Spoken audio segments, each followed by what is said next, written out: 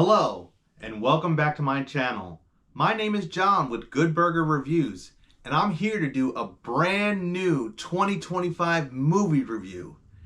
And the movie is called Clown in a Cornfield. Six.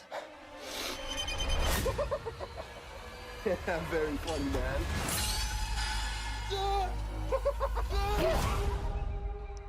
Hey, Ginger! You okay?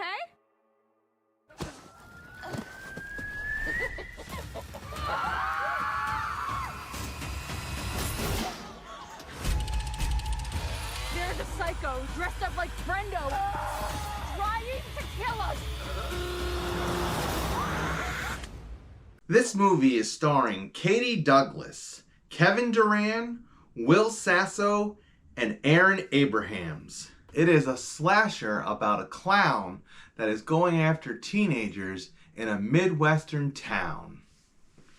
So what can I say about Clown in a Cornfield? This one is wild. This one's exciting. It was fun, schlocky, slasher.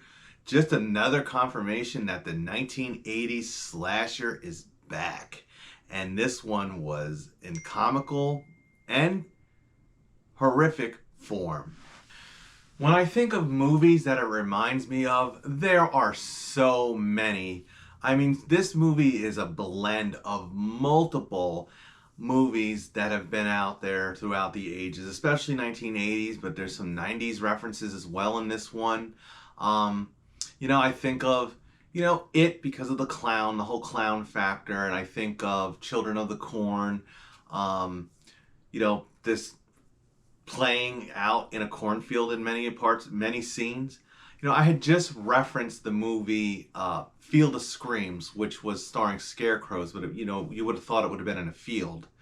And one thing that this reminded me of, in the opening scene, there is a scarecrow in the cornfield. And I'm like, oh, finally, a scarecrow in a field. Other movies that this was reminding me of, and it did not remind me of Field of Screams, by the way.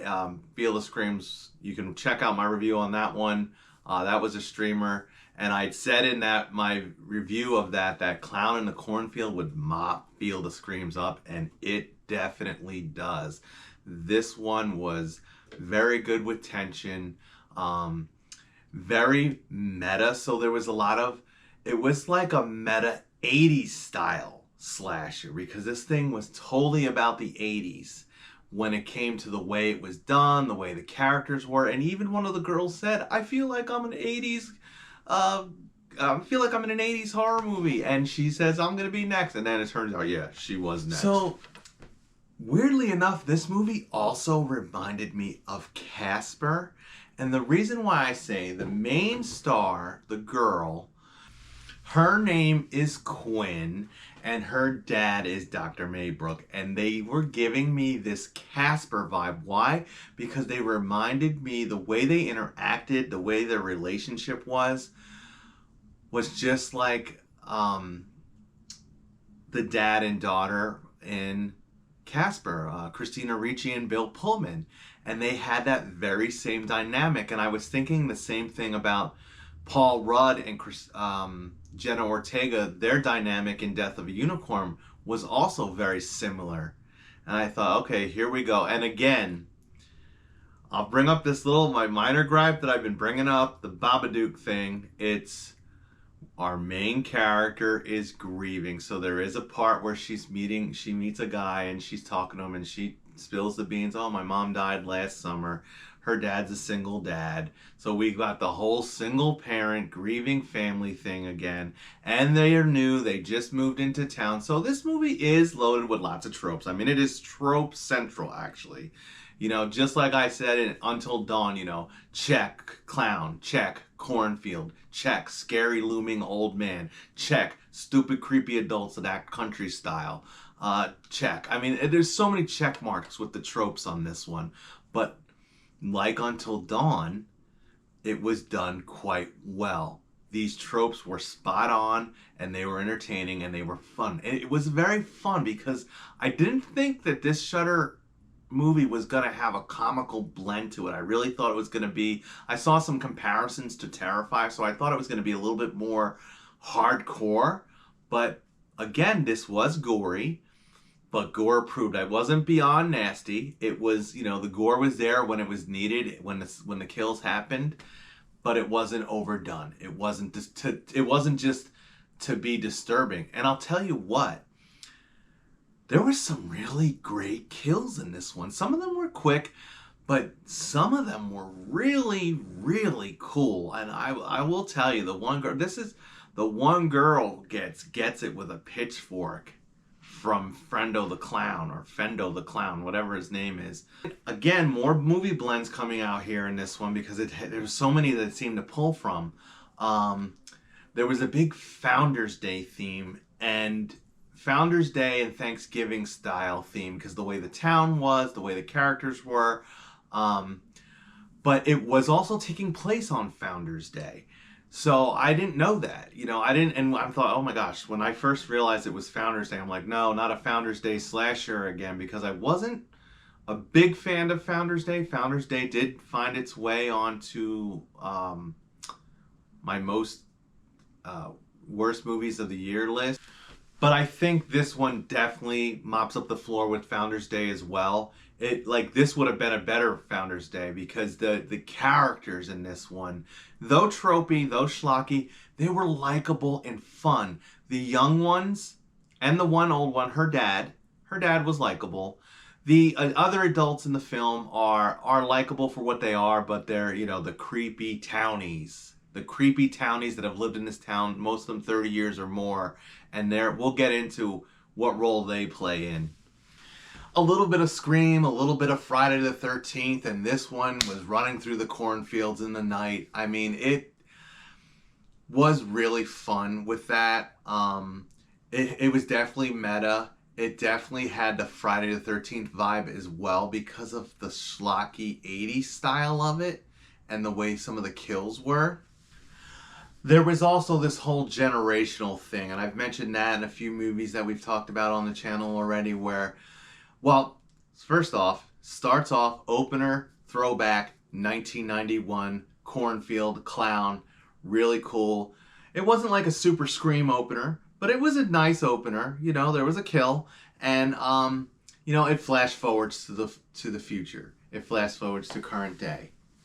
And this town is called, I believe, Kettle Springs, and it's a factory town, and it's based on, I guess, corn syrup. I guess the whole corn thing's going on, like the cornfield, the corn syrup, it's corn syrup company. Kevin Durant plays like the mayor of this town. He basically runs the town. He's like the patriarch of the whole town. And his son is like the guy that Quinn, the girl, shows interest in, and she's, you know, crushing on him. She's the new girl, and then she gets in with this friend group. So the friend group, some of them were quite tropey. There were these two girls which were the ditzy blonde, and then another girl, she was kind of the gothic girl, I guess, and they were very tropey, but they were likable too. I mean, I actually liked the side characters. They were funny, extremely funny and comical. Even during the death, there was some schlockiness going on with that, but I enjoyed that part as well. Alright, so this one, tropey and predictable. I kind of saw, we're gonna definitely, so this is gonna be definitely spoilers. I'll warn you when I get into the bigger spoilers, but I knew who the killer was, or the killer, so it's another, similar to Founders Day, it was multiple killers. And very predictable with a lot of things that were going on. It was but you know, some of the shots were done quite well, you know, and then there was some twist. There was some unpredictability with it too, because there was a good tension in some of these kills where the clown's lurking around. You know he's there, or he's about to pop up, because there was this little box. So anytime anyone's about to be killed, there's this little jack-in-a-box with a clown in it, and they wind it up, and the clown pops up, and soon enough the clown's going to show up. And in the one scene, there's this, it's drawn out really good, where it's like you think the clown's going to be there, and then he's not. You think the clown's going to be behind the closet door, and he's not, and then he's in the mirror. You know, typical things that you see in a horror movie, but I think overall this one was executed fairly well. So the plot, I mean, there was no major plot. I mean, it was the typical small town horror story plot. The adults are creepy. The kids are misbehaving. They're being targeted by the adults. They're always in trouble. Like right out the gate, the teacher at the school's giving them detention. It's like, wow, they barely did anything. These kids are getting detention. Then they get arrested. They get thrown into jail. And I'm like, wow, the adults are kind of really after the kids in this thing. So at some point, spoilers again, it's the adults in the town that are the clown. I mean, Kevin Durant is like the head clown. So there was more than one clown. So for the whole front end of the movie, it's one clown that's doing the killings. But then at the end, when they get to the party scene, of course, it's a scream. There's a party in the final act. But it basically, when they get to the party scene, it was totally multiple adults. So there's this one part where many friendo clowns start coming out of the cornfield, and that scene, the party scene, which was done in the woods somewhere, it reminded me of the Jason scene in Freddy vs. Jason, when Jason goes after the party in the middle of Freddy vs. Jason. It was very similar to that. And the clowns, get brutal. That's where the brutality and the viciousness of the kills start to step up. And then there's the guy in the movie that the girl's showing an interest in. Just was mentioning this as well. Turns out, little surprise twist in this one. And I didn't see this coming right off the gate. Maybe there were some clues to it. The main star turns out to be, he's the son of Kevin Durant, but he also is secretly in the closet and has had a relationship with his friend, and they end up coming out and being together. I mean, it was cute. It was played for fun. I mean, it was a nice twist because they were using him as a red herring in some points where I thought, oh, is the boyfriend gonna be the killer? Or is this mysterious friend of his who was kind of this creepy redneck kid, is he going to be the killer? And, it turns out to be the adults. Kevin Durant leads them. But, I just mentioned that in Parenting, there was a gay couple, and then there was, in the Field of Screams, it was the same thing. So they really are giving variety to these characters, which is a nice change of pace. So it's always the guy meets girl, guy gets girl. Well, not in this one. In this one, it's guy meets girl, they get chased by clowns, then guy meets guy, and they live happily ever after. I don't know, sometimes I guess I've kind of been bouncing back and forth with positive and negatives, but I'm going to mention that the killers, the side killers, besides like the main two, which is like Kevin Durant and the police officer, but then there's a bunch of like other adult townies that were killers as well. And I really think that maybe they could have pulled it off with less killers, maybe just 2 or 3. I guess they could have used a third one as a decoy, but like the other killers, it just felt like that Founders Day thing where there was like 5 to 6 killers. I'm like, why do we need so many killers? I guess we're trying to subvert expectations, but I think it would have been better with 2, 3 killers max.